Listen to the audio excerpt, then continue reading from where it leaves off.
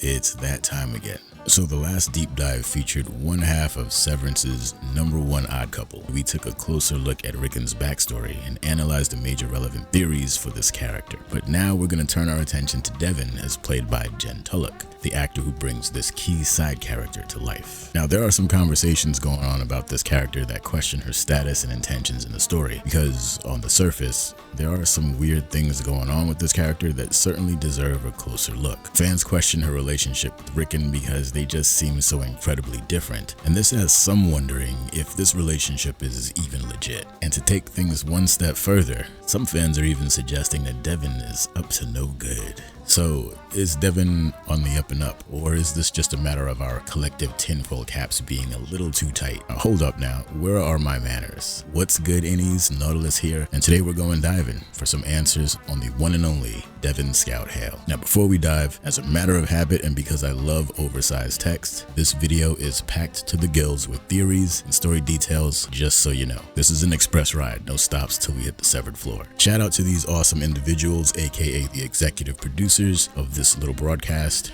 Thank you so much for your support. You make it easy for me to post videos that I really want to make. Links to both the Patreon and the Discord are in the description if you're interested in checking those out. Anyway, that's it for the preamble, so you know what that means.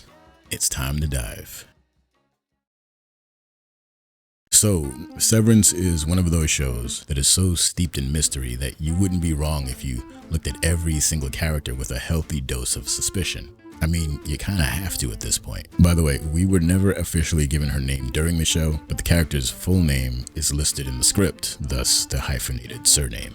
So, who is Devon? Well, she's sister to Mark, wife to Ricken Hale, and mother to Eleanor Hale, who of course is born later on in the season. She lives in the town of Kier, same as Mark, in a schmancy house fashioned in the geometric stylings of the famed architect Frank Lloyd Wright, along with her novelist husband. One of the first things we learn about Devon is that her relationship with Mark goes pretty deep, and this is central to her character's identity in the story. She plays a supportive role in Mark's life and appears to have a deep understanding of who he is as a person. And this makes sense when we learn that even as children, they were very close. She's very empathetic to Mark's situation, and she truly cares for his well-being. Let's start out in episode 1, at the empty dinner table. She jokingly remarks on the fact that Mark and his father were both very much into whiskey. I can relate. And Ricken adds that their father was a misdiagnosed alcoholic. This is interesting because we know that at best, Mark is a heavy drinker, and at worst, he may be an alcoholic too. Now, we're expected to believe that the binging that we're seeing is because he's distraught over Gemma's passing. But given the tiny history lesson, this could be a hint that Mark was a heavy drinker even before the accident. During the sandwich making part of the sequence, Devon tries to nudge Mark towards a traditional therapy because she knows as well as anyone that Severance won't solve Mark's problems. Mark protests in his own way, but you get the sense that this isn't the first time this has come up. What I find interesting is how she tries to broach this subject with Mark. She uses a certain tact or light touch that she no doubt learned from all of their years of knowing each other. Basically, they have their own communication style, and it works really well at selling the idea that they are lifelong friends who have a unique insight into each other. Now, there are some other bits of dialogue between them that suggest that their childhoods weren't ideal in many ways. There was some difficulty there, and it appears that the close relationship that they have today is somewhat influenced by a bond they built by overcoming challenges as children. Basically, these two go way back, like 4 flats on a Cadillac. They've seen rough times together, and that experience has forged a strong bond that will likely endure throughout the rest of the story. Devon also seems to act as a counterbalance to the topsy-turvy world that Lumen represents in Mark's life. Devon is normalcy personified, and this is expressed through her character's reactions in just about every scene that she's in. This characteristic gives her an anchor-like effect for the 2 men in her life. And let's face it, both of these dudes need as much balancing in their life as they can get. You can think of Devon as the constant if you're familiar with Christopher Nolan's Inception. She's the one person you can count on to be that North Star that guides the ship to safe passage. I think it's interesting to note that Devon and Ricken seem to be anti-Severance to some degree. You see this in how she and Ricken both remain skeptical of the Severance procedure, casting doubt not only on efficacy of Severance as a coping mechanism, but also the obvious ethical questions that arise given what the process does to a person. All of this leads a lot of fans to wonder, if Devon is so level-headed, with it, how did she end up with a space cadet like Ricken Hale? This couple has a lot of fans scratching their heads, strapping up the tinfoil, and accusing her of being an agent of ill will. The accusation is clear, is that this couple is just too odd to be realistic. So there must be something nefarious going on here, right? They do seem like a rare matchup. But are we gonna pretend that odd couples don't exist? Not only in TV, but in the real world? Exhibit A.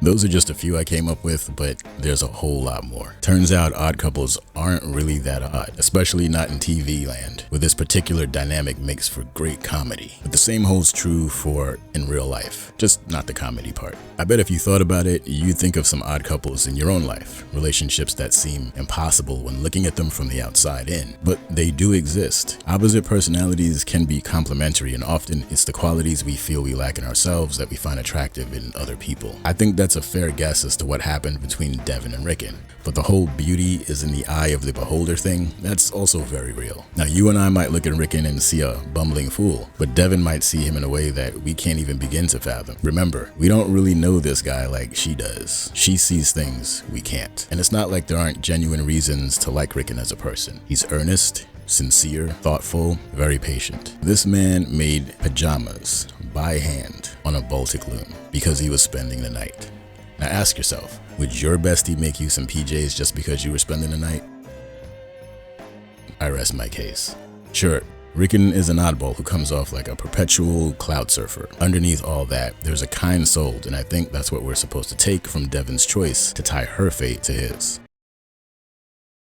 We talked about her background, let's get into the meat and potatoes. Perfect segue into some theories, even though technically you've already got one foot through that door. For the fans who are suspicious of Devon, the reason they imagine this pair existing is because they think she's there to keep a close eye on Ricken as part of her assignment as a lumen employee. Now some theorists posit that she's there to keep an eye on Ricken or Mark, or maybe both, but it's done on Lumen's behalf. Now if you've been around here for a bit, you know that I love a good theory, and I adore a crazier one. I'm open to considering every idea regardless of its tinfoil rating, but I'll always try to be as reasonable as possible. And this theory that Devon is a lumen plant is really hard to swallow. There is more evidence against the idea than there is for it. For one, Devon's actions are proof that she knows very little about lumen, and even less about Severance. If Devon is written as a lumen spy or handler, how do we explain the scene where she's using Google to investigate Lumen's handiwork with regard to the senator's wife? If she's on the team, she wouldn't be concerned with that at all. And even if she was, she probably wouldn't need to Google it if she was working for Lumen. Devon had no idea that Miksanskiy and Cobell were the same person. I don't even think she knew who Cobell was at all. Now, if they were on the same team, you would think that at least one of them would know who the other is, even if they're just pretending to be strangers. If she was a Lumen agent, Cobell's infiltration of their home would also be unnecessary. Devon is as close to Ricken and Mark as anyone can get, so having Cobell weasel her way into their personal lives seems redundant, unless you want to make the case that Cobell is acting on her own here. But the fact that these two don't recognize each other as Lumen employees is a big problem for this theory. If Devon was a Lumenite, she wouldn't have tried to talk Mark out of hiding from his pain by getting severed. She'd be all for it, presuming that's what she's allegedly supposed to be doing. I mean, that's what she's there for, right? Finally, we also have a few quotes from an interview Jen Tulloch did over at tvfanatic.com. In this interview, Jen is asked about her character's relationship with Mark and her knowledge of the script during production, and she shares a few interesting tidbits. I quote, "In terms of the big sweeping storylines, I had an understanding of it all going in.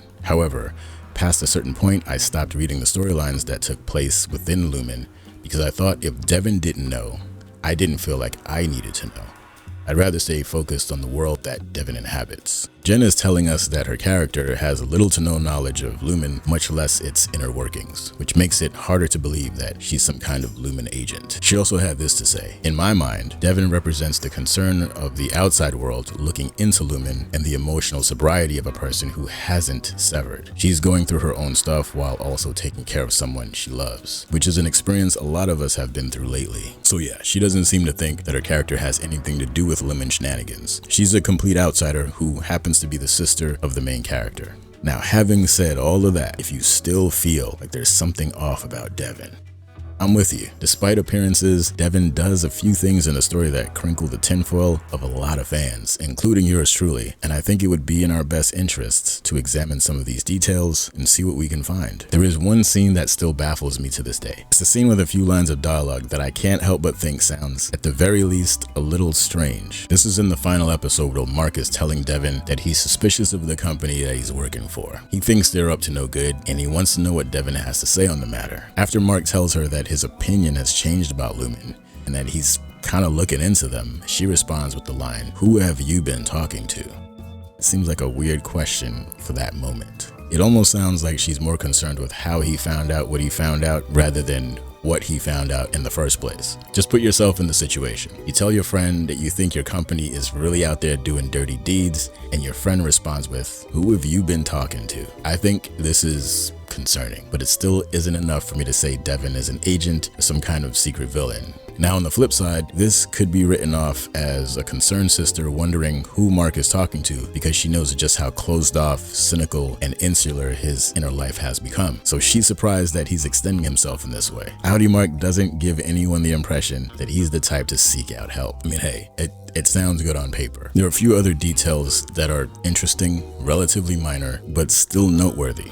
Like the fact that Devon drinks filtered water. Why does that matter? Well, this really stands out if you're in the lumen puts stuff in the water camp. Quite a few fans believe in this theory. Some fans think that this is a hint that she is unaffected by whatever lumen is spiking the punch with, either as a coincidence or because she knows that the water is no bueno. Of course, this is assuming that the tainted water and lumen products theory is even a thing.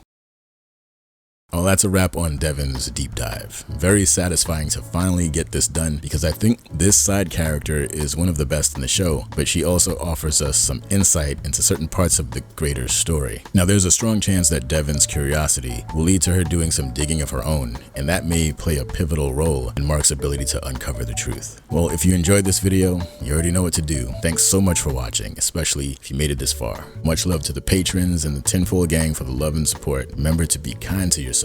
Keep your head up, and until next time, off you go.